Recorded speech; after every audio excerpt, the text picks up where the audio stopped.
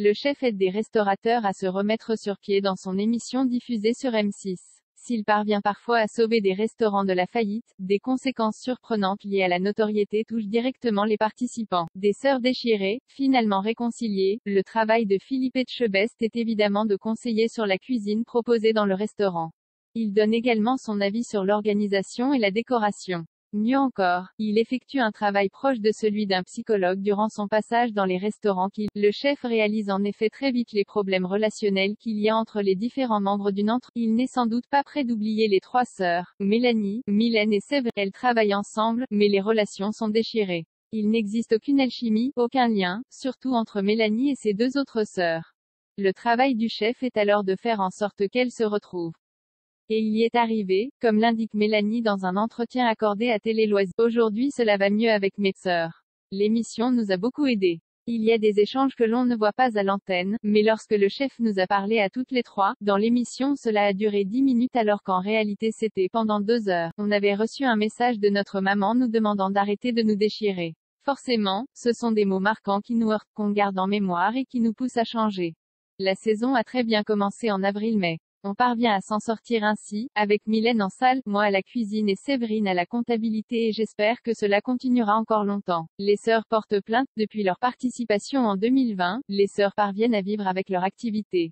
Philippe Etchebest a sauvé leur restaurant. Cependant, tout n'est pas rose pour autant, comme le révèle Mélanie dans la même interview. 2 ans après, on est toujours ouvert, avec pas mal de passages. Il y a tout de même des jaloux qui nous laissent des mauvais avis sur Google ou TripAdvisor, disant que c'est immangeable, dégueulasse, et qu'on devrait avoir honte d'avoir fait cauchemar en cuisine, alors qu'ils ne sont jamais venus manger sur place. Elle est consciente qu'il ne s'agit pas de vrais avis. Simplement des mots laissés par des trolls, on est même critiqué sur notre feed. Ce sont des faux comptes. On s'en aperçoit en cliquant sur le profil, souvent il n'y a qu'un abonné. Mais les critiques vont parfois beaucoup trop loin, on nous a dit qu'on pouvait aller se jeter du haut d'un pont, faire de la chirurgie esthétique.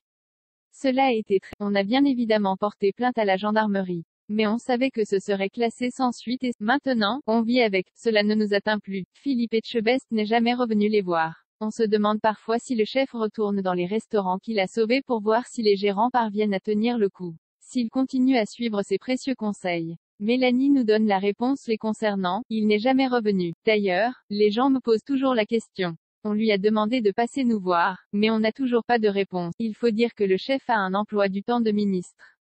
Puisqu'au-delà du tournage de l'émission Cauchemar en cuisine, qui lui prend du temps, il est également à la tête d'autres programmes. Il fait évidemment partie du jury de Top Chef.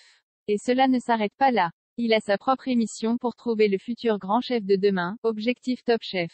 Et s'il est un homme de télévision, sa vie professionnelle ne se fait pas uniquement face aux caméras. Philippe Etchebest possède également son propre restaurant.